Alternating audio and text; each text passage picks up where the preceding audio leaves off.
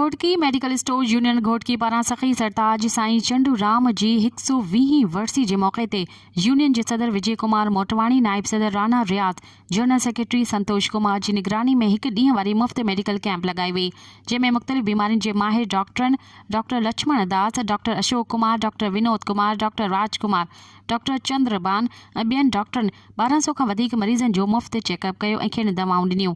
इन मौके ते मेडिकल स्टोर यूनियन जे सदर Vijay Kumar Motwani, general secretary Santosh Kumar media सां ॻाल्हाईंदे चयो त हर साल वांगुरु हिन साल बि साईं चंडूराम जी वर्सी जे मौके ते मेडिकल स्टोर पारां मुफ़्त मेडिकल कैंप लगाई वई आहे।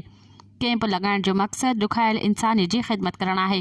हुन चयो त मुफ़्त मेडिकल कैंप में मुख़्तलिफ़ बीमारियुनि जे माहिर डॉक्टरनि 1200 खां वधीक मरीज़नि जो मुआइनो करे खेनि मुफ़्त दवाऊं फ़राहम कयूं आहिनि, जहिड़े त शुगर, ब्लड प्रेशर जी टेस्ट ऐं दिलि जी ECG पिणु मुफ़्त कई वई आहे।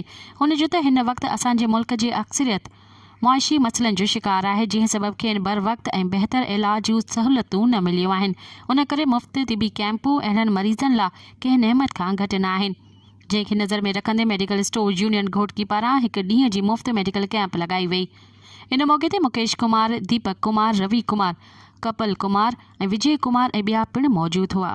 हर साल वांगुरु हिन साल बि असां साईं चांदूराम साहिब जी जे वर्सी जे मौक़े ते मुफ़्त तिबी कैंप लगाई आहे, जंहिंमें मुख़्तलिफ़ बीमारी डॉक्टर मुफ़्त चकास करनि था, मुफ़्त दवायूं ॾियूं था पिया ऐं प्लस में टेस्टूं ECG मुफ़्त कयूं पिया। इहे सिर्फ़ु असां हिकिड़ी अवेयरनेस ॾियणु चाहियूं था सॼी आवाम खे त इहे अहिड़ियूं कैंप लॻणु खपनि त जीअं माण्हुनि में कुझु सुॼाग अचे ऐं कुझु माना अॻिते ग़रीबनि जी मदद थी सघे।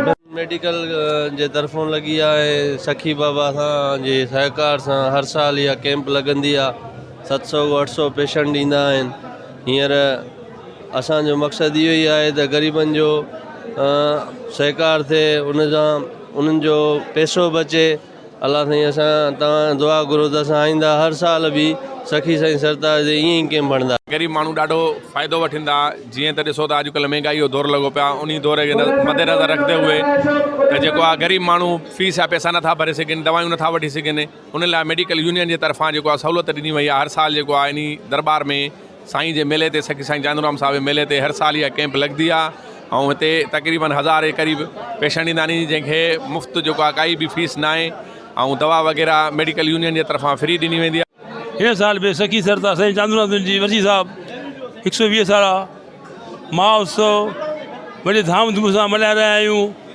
इन मौक़े ते फ्री मेडिकल कैंप लॻाई वेंदी आहे। हर साल वांगुरु हिते मुख़्तलिफ़ क़िस्म जा डॉक्टर ईंदा आहिनि, जंहिंजो इलाजु मुफ़्त में कयो वेंदो आहे, दवाऊं मुफ़्त में ॾिनियूं वेंदियूं आहिनि। मज़ीद ख़बरनि ऐं तफ़सीलात लाइ विज़िट कयो असांजी वेबसाइट www.awamiNewsHD.com ऐं ॾिसंदा रहो अवामी न्यूज़ HD।